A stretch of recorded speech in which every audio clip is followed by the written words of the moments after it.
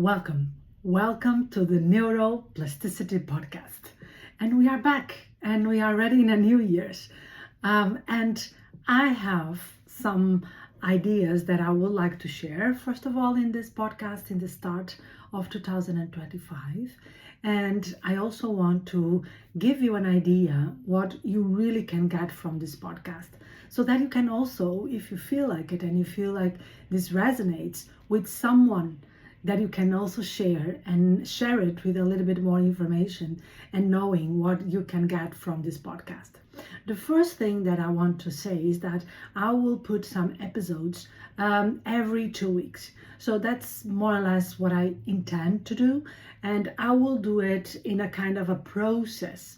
So I will put some ideas that will serve parents, that will serve people with neurodiversity, that will serve also educators and general people that are just curious about the topic and they want to really know more about it. And why it's so important that we know a little bit more about it is because, yes, the possibility of us during the next years to get more people with diagnosis with neurodiversity will increase. And that's what the studies are showing, and that is also what we are seeing, right?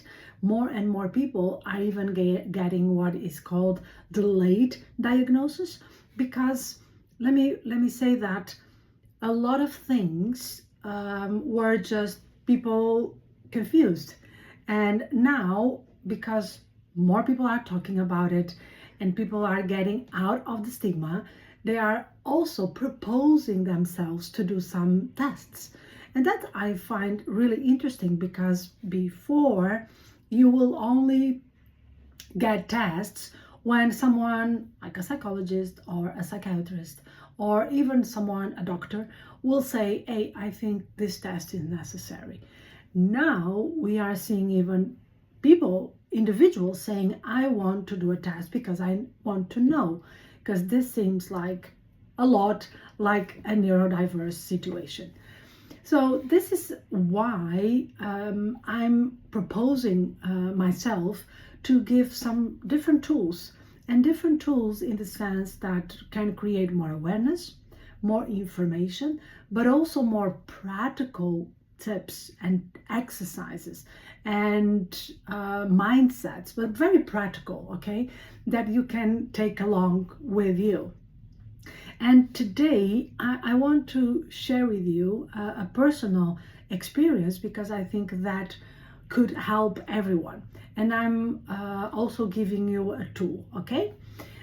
So I was doing, and like you know, the last December was the month, December was the month that my son goes through some tests that will support, let's say, the development for the next year.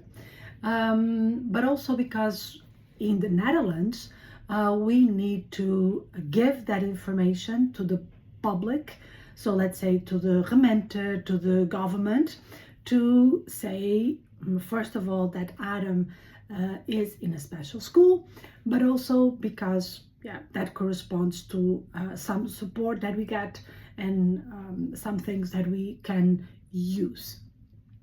And during the tests, several things got me, thinking.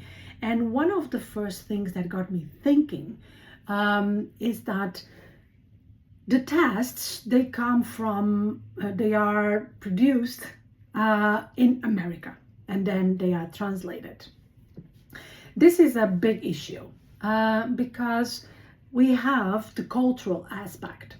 So that let's say that America doesn't have the same culture that we have here in the Netherlands, and I can imagine in every country that is not America, right?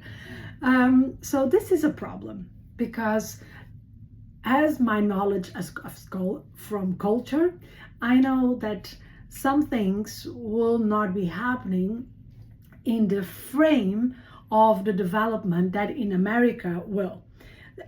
for the good and for the bad, okay? So that means that our children are being evaluated outside from parameters that are outside of our culture. So they will, most part of the times, the scale will be zero or even 1.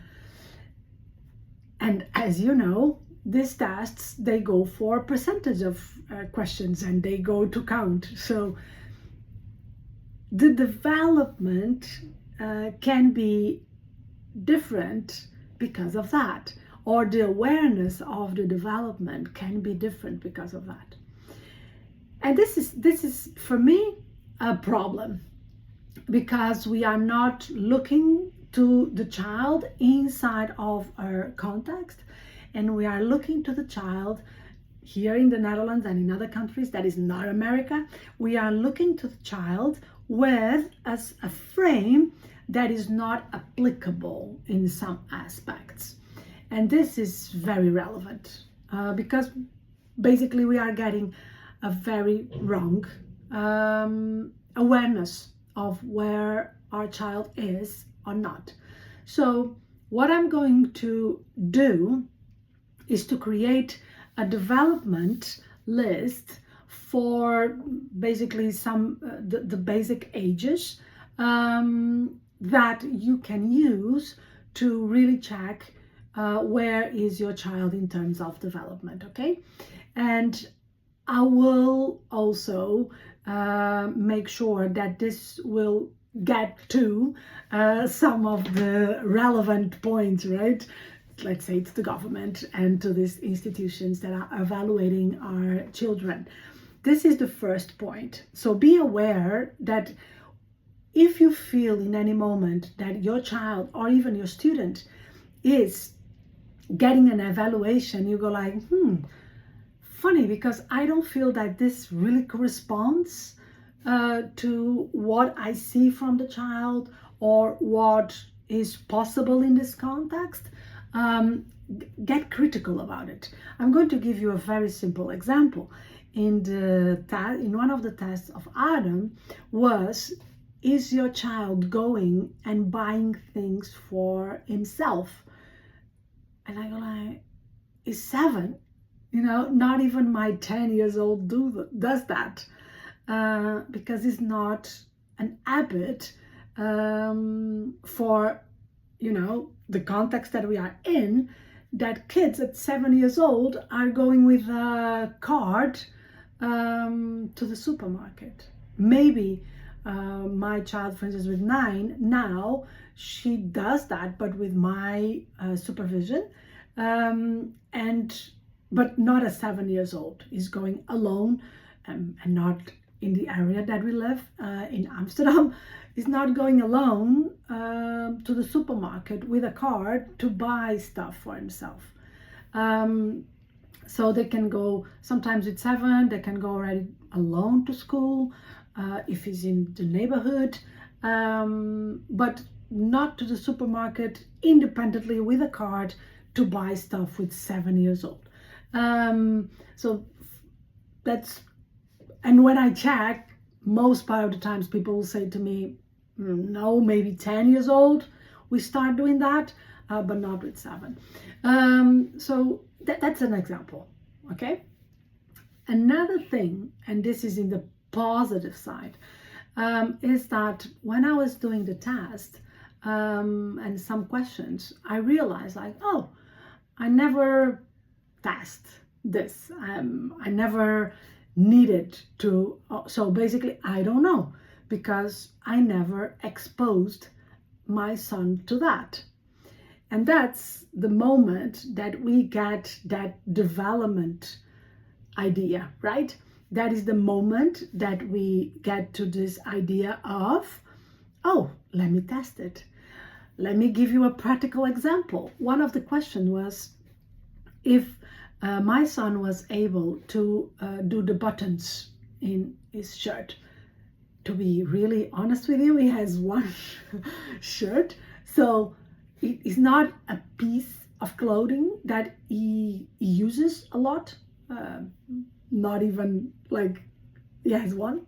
Um, so I go like, oh, I never test that. And everything from the rest, everything is with the zipper. So, and then I go like, oh, okay. So I went home, I put the shirt and I said, okay, now you need to do your buttons. And guess what? He did it. So was unknown from me and maybe even for him. I don't know. But the fact is that he did it. So you can also use this expectations, because these are expectations, okay, that are not necessarily a must, but they are expectations, and in a global frame that a child with his age will be able to do this. And you can take that and saying, okay, what are the things that I never, for instance, expose my child to, or I didn't even expose myself because never happened, I never had that situation, or is not a thing that I'm really aware if I can do or not. That is the moment that we can use that for testing and development.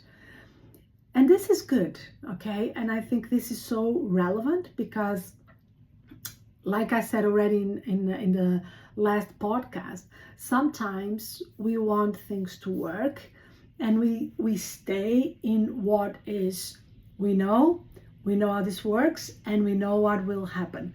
So we get, I think, parents with neurodiverse children, I think we get a little bit more on the comfort zone, because first, we don't want to expose our children to something that can disturb them. I think that is the main thing.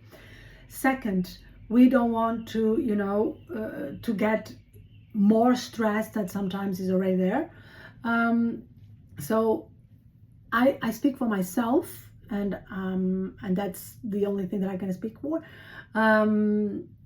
is that sometimes I find myself in this place of, let's make this safe. Let's make this, normal, safe, something that we don't already know what is there. And that is one of the things that cuts the neuroplasticity, okay? That is one of the things that sometimes we need to provoke. We need to go for the test. We need to go for the unknown and see, okay, let's see what will happen. Because neuroplasticity is exactly that, is exposing ourselves to new contexts that we don't know yet how that is going to be. And that is one of the things that is more important when we are talking about neuroplasticity. If it's important for everyone, for neuroplasticity, for neurodiversity, is even more important, because is the way that the brain will, amplify and test and get different connections, and will get also different skills. And what I want to also give to you today is some very nice exercises that you can test the level of your neuroplasticity, okay? And the simple test that most part of you know is this one taps, the other rubs. So you do this, okay? But you're going to see that from a moment it starts being really easy. So then you swap and you see how fast you can adapt. But guess what? If you do this exercise like I do a lot to exemplify people, you get good at that, because your brain, like, okay, I know how to do this. So you need to also upgrade these exercises. Like, for instance, one that is still very difficult for me is with one hand you do a square and with the other hand you do a circle. And then you do this, you see what I'm doing? It's like a mess. So provoking also yourself is a great way, but also passing these exercises to neurodiverse people is super interesting, because you are going to see that suddenly they are doing it also. It's okay, it's fine. But this is the idea of always, keep ourselves in provocative mode, in a nice way, in a kind way, in a fun way. That is very important. Play a lot. It's not serious. It's not to become serious. It's to become fun, because we all know that we learn better when we are getting fun and happy. So one of the things is also, when we talk about neuroplasticity, is this idea of learning something new, playing an instrument, playing a new song in an instrument that you already play, but also learning new words every day, getting, testing things every day, so that your brain can already be, triggered. Sometimes by, for instance, doing a physical thing with a very different context on the mental side. Imagine running and doing math. So that's a great way to amplify your neuroplasticity, and also to give this to other people.